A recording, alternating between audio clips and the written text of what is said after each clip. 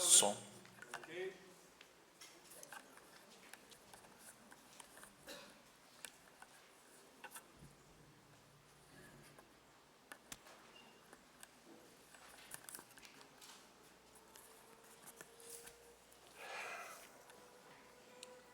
É bom ver vocês consagrando esse tempo ao Senhor. Eu quero pedir perdão para vocês. Eu acho que tenho certeza que eu deveria ter sido mais gentil quando eu pedi para vocês irem para o lugar de vocês na hora que nós estávamos começando o tempo de adoração. Próxima vez eu procurarei ser mais manso, ok? Espero que vocês me perdoem. Estamos estudando sobre a chamada de Moisés para retirar o povo de Deus da escravidão egípcia. Deus chamou Moisés para liderar os israelitas, guiando-os na saída do Egito em direção a Canaã, a terra que Deus havia prometido a Abraão. Então Deus aqui está cumprindo uma promessa que ele fez para Abraão 400 anos antes, aproximadamente, né? E a gente vê que o método de Deus é o mesmo. Ele usa seres humanos, pessoas salvas por ele, para que possam servi-lo com o poder que ele dá. Nessa lição, de maneira enfática, Deus está se revelando. Deus se apresenta para Moisés e ele se revela a Moisés, e depois nós vamos ver nas próximas lições, Deus se revelando tanto ao povo de Israel, quanto também para os egípcios e para o rei, né, o faraó. Deus se revela às pessoas para que entendam quem ele é e o que nós precisamos fazer para tê-lo como o nosso Deus, para ter Deus ao nosso lado, né? E não contra nós. Isso é relacionamento. Nós costumamos dizer que cristianismo não é religião, é um relacionamento. E Deus se revela através da sua palavra. E eu tenho certeza absoluta que nós não conhecemos Deus ainda como ele é. Então, toda vez que nós voltamos para as Escrituras, nós podemos aprender mais ou compreender mais a respeito de Deus. E em relação a isso, significa que também cada um tem um Deus um pouco particular. Isso é, cada um tem um Deus que acredita, e a gente sempre precisa verificar se o Deus que nós acreditamos é o Deus que está realmente na palavra de Deus. No estudo que nós começamos na semana passada, ou melhor, retrasada, nós vimos que, na verdade, Deus, nesse contexto aqui, está abençoando os israelitas através de um crescimento populacional espantoso. E por que nós temos essa informação? Primeiro, porque essa informação causou um impacto lá em relação aos egípcios. Mas, primeiramente, para nos lembrar que Deus fez uma promessa para Abraão. Que ele seria abençoado, que iria ter uma multiplicação da sua descendência, e Deus agora está cumprindo isso. E a Bíblia mostra como Deus cumpre as suas promessas. Então é muito importante que nós nos lembremos disso. Quando Deus faz uma promessa e nós vemos Deus cumprindo essas promessas, Deus se revela como quem? Como aquilo que nós chamamos de o soberano, aquilo que cumpre o que promete. Por isso que nós devemos conhecer bem as promessas que Deus fez para nós, igreja, no Novo Testamento, porque Deus vai cumprir essas promessas, ele tem poder para cumprir essas promessas, e essas promessas é que nos mantém, né, firmes, focando, né, em viver para agradar a Deus. Nós vimos que o crescimento populacional dos israelitas causou medo e preocupação, e a última ação do faraó para tentar impedir Deus, como se fosse possível, não é? Foi aquele genocídio infantil do sexo masculino. Então ele tentou matar, né? E na verdade ele convocou todo o povo, toda a nação, egípcia recebeu essa ordem, recebeu essa autorização, né, para matar os meninos do sexo masculino, porque o faraó achava que fazendo isso, né, não ia precisar enfrentar uma guerra, né, contra soldados israelitas. Tadinho dele, né? Teve que enfrentar uma guerra só com Deus, né? E foi o suficiente para ser dobrado, ok? Mas é muito importante que nós entendamos que os planos dos homens, por mais poderoso que os homens sejam, ou por mais poderosa que uma nação seja, não vai frustrar o plano de Deus. Nesse contexto de extrema opressão, a gente vê a trajetória de Moisés. Eu não vou falar toda ela, né, mas ele nasce, a mãe de Moisés demonstra fé, coloca ele, né, num cesto, ele é salvo, no final ele é criado lá no meio dos egípcios, depois de um certo tempo.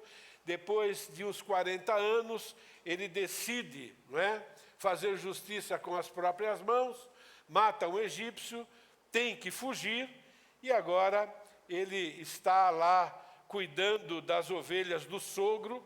Já se passaram 40 anos e agora Deus vai convocá-lo, né? Ele é escolhido por Deus para que Deus revele o seu poder através de Moisés.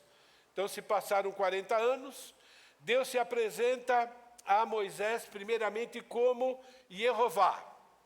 Ele faz questão de usar esse título, aquele que existe, o eterno. Por quê?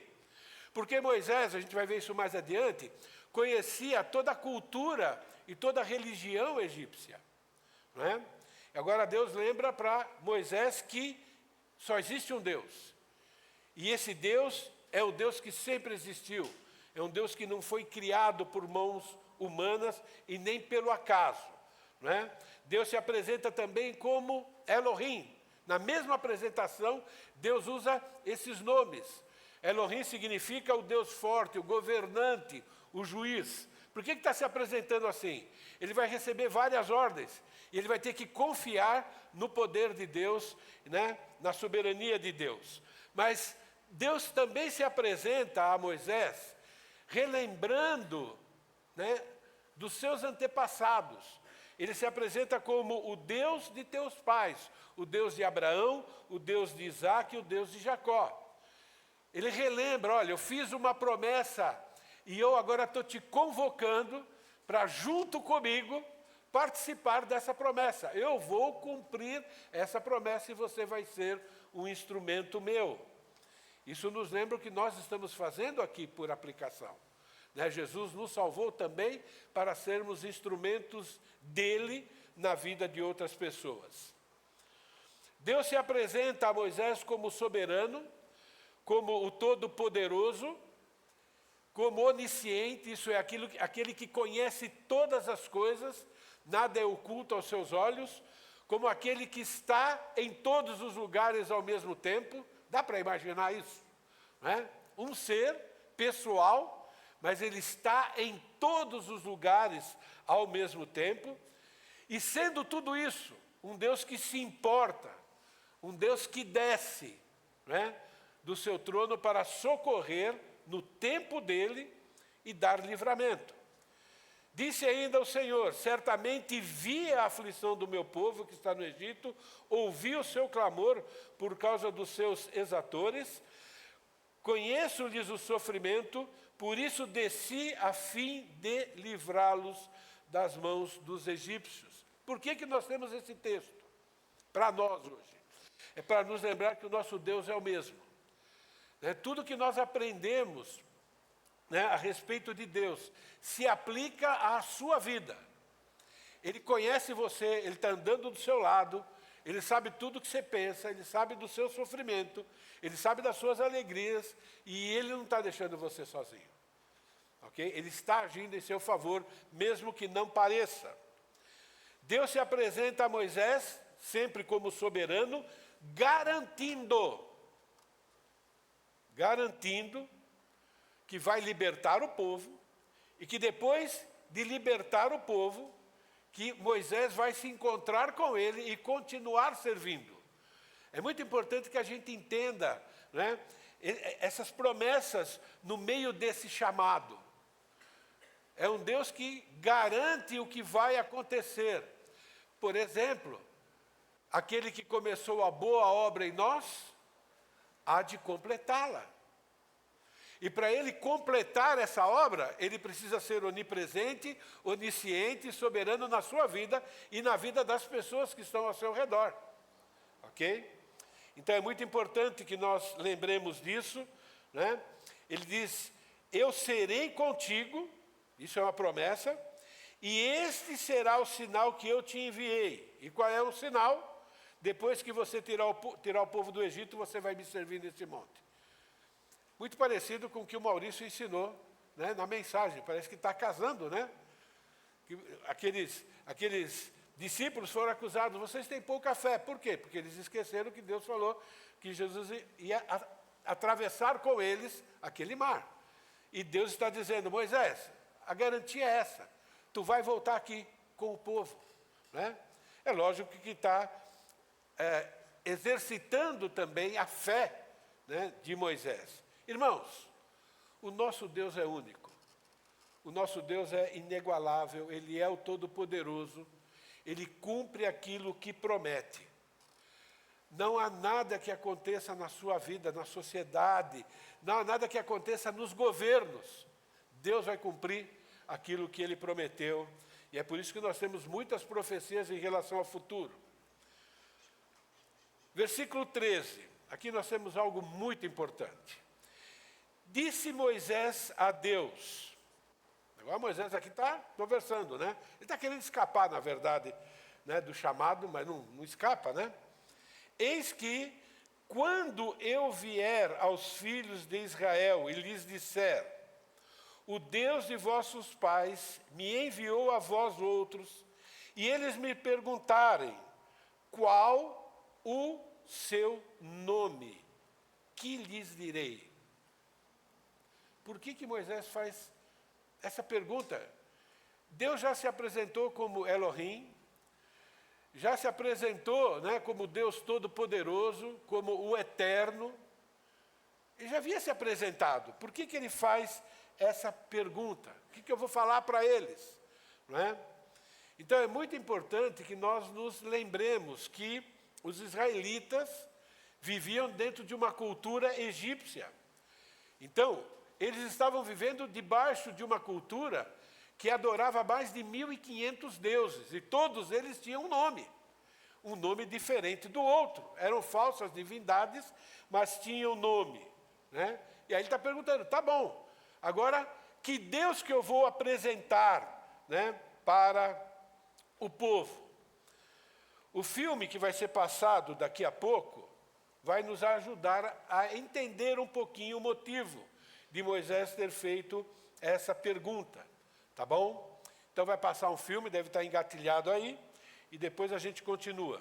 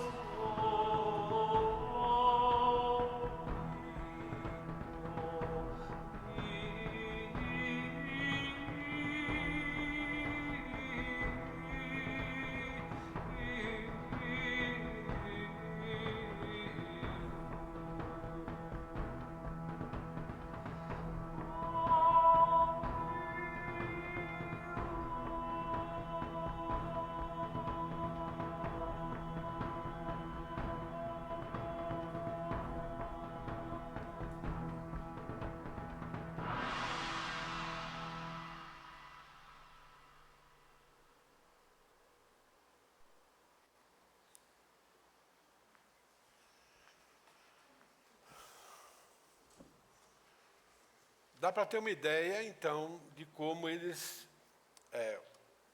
entendiam Deus e deuses, né?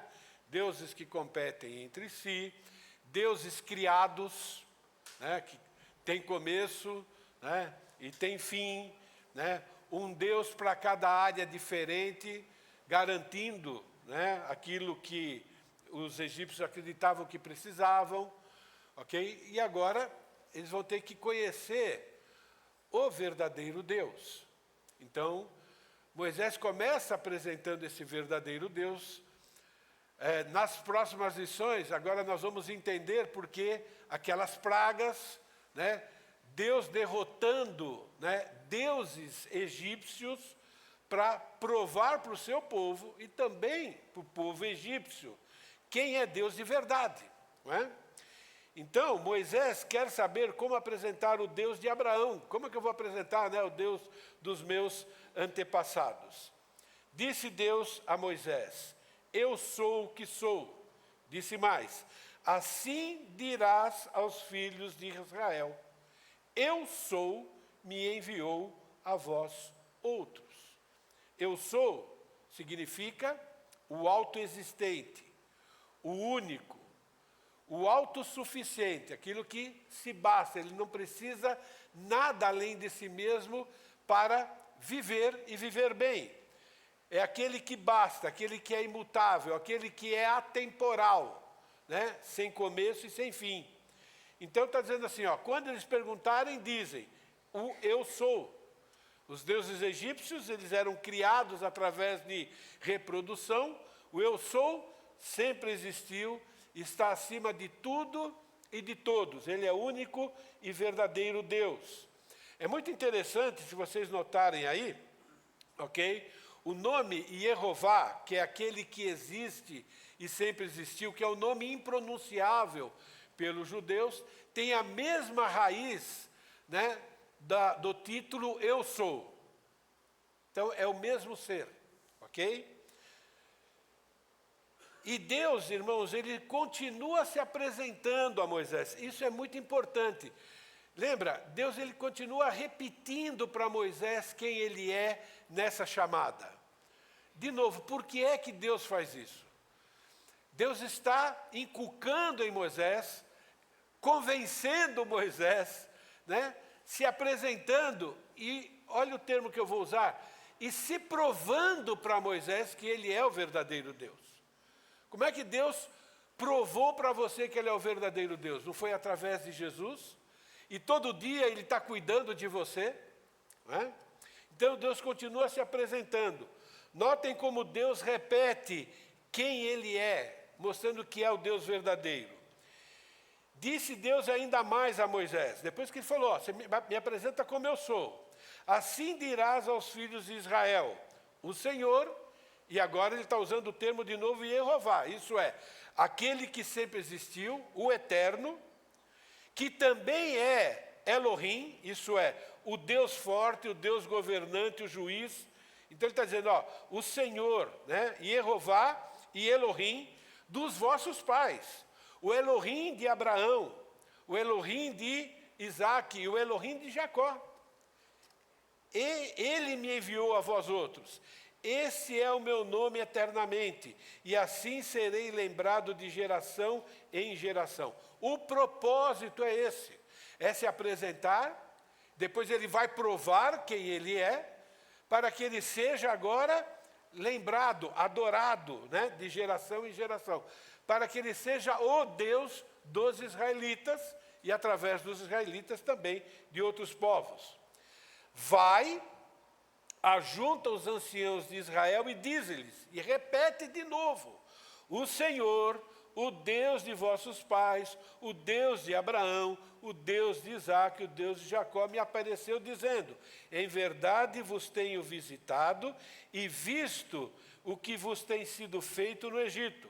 Portanto, disse eu, far-vos-ei subir da aflição do Egito para a terra do Cananeu, do Eteu, do Amorreu, do Ferezeu, do Eveu, do Jabuseu, para a terra que mana leite e mel. Ele está repetindo a promessa que ele fez para Abraão e se apresentando como o Deus que vai fazer isso.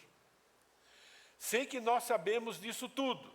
A minha pergunta é, naqueles momentos de luta e dificuldade que nós enfrentamos, naqueles momentos de incerteza sobre o que vai acontecer, nós lembramos que esse é o nosso Deus. E Deus termina a sua apresentação fazendo uma promessa, não é? Em verdade vos tenho visitado e visto o que vos tem sido feito no Egito, portanto, e aqui nós temos uma palavra extremamente importante. Disse eu. É eu que estou dizendo, é a minha palavra. Então, vocês lembram que o Maurício ensinou no primeiro período, eu não preciso continuar nesse ponto aqui, né? Far-vos-ei subir da aflição do Egito para a terra do Cananeu, e ele continua. E ouvirão a tua voz, e irás com os anciãos de Israel ao rei do Egito, e lhes dirás, o Senhor, o Deus dos hebreus, nos encontrou, agora, pois, deixa-nos ir caminho de 3 dias para o deserto, a fim de que sacrifiquemos ao Senhor nosso Deus. E veja as afirmações. Eu sei, porém, que o rei do Egito não vos deixará ir, se não for obrigado por mão forte. Ele continua dizendo, portanto, estenderei a mão e ferirei o Egito com todos os meus prodígios que farei no meio dele, pois depois vos deixará ir. Eu darei mercê a este povo, aos olhos dos egípcios, e quando saíres, não será de mãos vazias. Cada mulher pedirá à sua vizinha e à sua hóspeda joias de prata e joias de ouro e vestimenta, dos quais porei sobre os vossos filhos e sobre as vossas filhas, e despojarei os egípcios. Deus disse o que ia fazer, e ele faz uma afirmação. Eu vim para fazer uma guerra e sairei vencedor, e vocês vão levar os despojos. Era costume, numa guerra, uma nação contra outra nação, o vencedor faz o quê? Leva aquela nação como escravo, ou leva, né, tudo aquilo que é valioso, né? E foi isso que Deus fez, e a gente vai ver isso adiante. Então Deus aqui também se apresenta como aquele general que decidiu declarar guerra ao Egito, por causa do seu povo. O vencedor leva os despojos. E aí, quando nós vamos para a escatologia, nós entendemos, por exemplo, Apocalipse. Nós entendemos por que Jesus vai voltar, por que ele vai derrotar as nações. Não é? Tem um monte de rei aí dos egípcios, né, querendo governar a terra e assim por diante. Tudo, irmãos, está relacionado. Né? Hoje tem muita gente querendo dominar o mundo. Mas é Deus que vai cumprir essa promessa também quando ele voltar de maneira física. Eu vou terminar o estudo de hoje enfatizando a primeira prova que Deus dá a Moisés, após se apresentar como eu sou, como Deus supremo, como Deus eterno. Respondeu Moisés, mas eis que não crerão. Olha, Deus falou, Deus prometeu, Moisés não é diferente de nós, irmãos. É a mesma luta, não é? Ele tem uma carga, né, de dúvidas, de culturas, né? Ele não conhece ainda, né, o nosso Deus, ele está conhecendo agora. Mas eis que não crerão, nem acudirão à minha voz, pois dirão, o Senhor não te apareceu. Perguntou-lhe o Senhor, que é isso que tens na mão? Respondeu, um bordão. Então lhe disse, lança na terra. Ele o lançou na terra e o bordão virou uma serpente. E Moisés fugia dela. Disse o Senhor a Moisés, estende a mão e pega-lhe pela cauda. Quem mexe com serpente, ele pode mexer na cauda da serpente, mas não pega a serpente pela cauda. Prende a cabeça dela para pegar, mas mandou pegar aqui pela cauda. não é? E pegou e se tornou em bordão, para que creiam que te apareceu o Senhor, Deus de teus pais, Deus de Abraão, Deus de Isaque e Deus de Jacó. E ele continua. Então, se foram Moisés e Arão, pulei aqui, né? Ajuntaram a todos os anciãos dos filhos de Israel. Arão falou todas as palavras que o Senhor tinha dito a Moisés, e este fez os sinais à vista do povo, e a Bíblia diz que o povo creu, e tendo ouvido que o Senhor havia visitado os filhos de Israel, e que lhes vira a aflição, inclinaram-se e adoraram. E o primeiro sinal, irmãos, foi o sinal da vara se tornando serpente. E por que foi isso? Os egípcios, eles criam em vários deuses e deusas que tinham forma de serpente. Inclusive, essa imagem da cobra é um símbolo de autoridade, dá para ver aí nos desenhos, não é? A coroa do faraó, por exemplo, tem lá, né, no adorno dele, uma serpente. Eles acreditavam que aquilo ia protegê-los do mal. Os israelitas sabiam também dessa cultura, sabiam sobre esses falsos deuses. E Moisés também sabia, não é? Então foi uma forma, a primeira forma que Deus usou para provar quem ele é, atacou logo um dos deuses ou vários deuses egípcios, dizendo, eu tenho controle sobre tudo. Foi por isso que ele escolheu exatamente essa primeira forma de provar que ele era o verdadeiro Deus.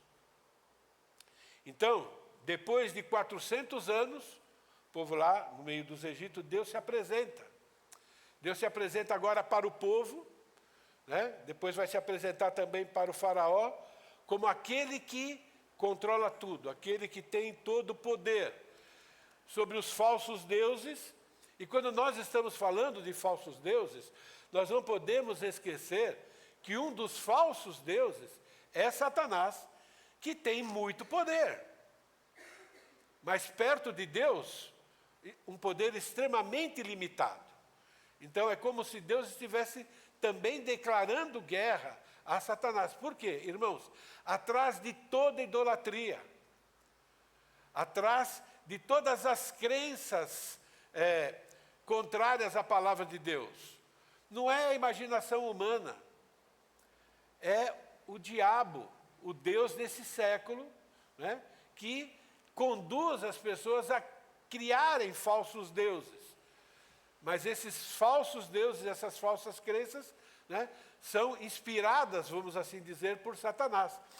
E nós vamos ver, na semana que vem, que Satanás, inclusive, dá poder para essas falsas crenças se proliferarem. Ele faz algumas coisas sobrenaturais. Então é muito importante que Deus aqui está declarando guerra e está garantindo a vitória para o seu povo.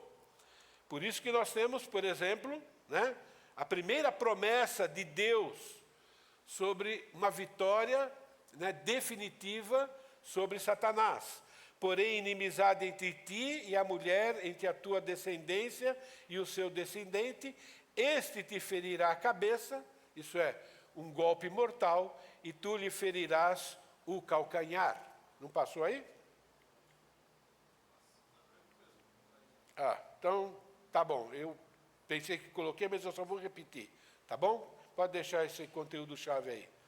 Então, logo que o homem pecou, vocês lembram? A primeira promessa que Deus fez foi uma vitória contra aquele, né, que provocou o pecado na humanidade.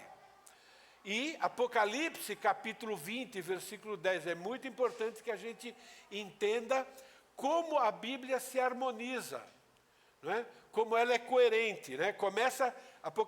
Gênesis começa falando sobre a derrota de Satanás, que vai acontecer no futuro. Apocalipse é a mesma coisa. O diabo, o sedutor deles, foi lançado para fora do lago, para dentro, do lago de fogo e enxofre, onde já se encontram não só a besta, mas também o falso profeta, e serão atormentados de dia e de noite pelos séculos dos séculos. A Bíblia diz que a nossa luta não é contra a carne e contra a sangue, mas contra principados e potestades, mas são principados e potestades já derrotadas. 1 João diz que nós somos vencedores.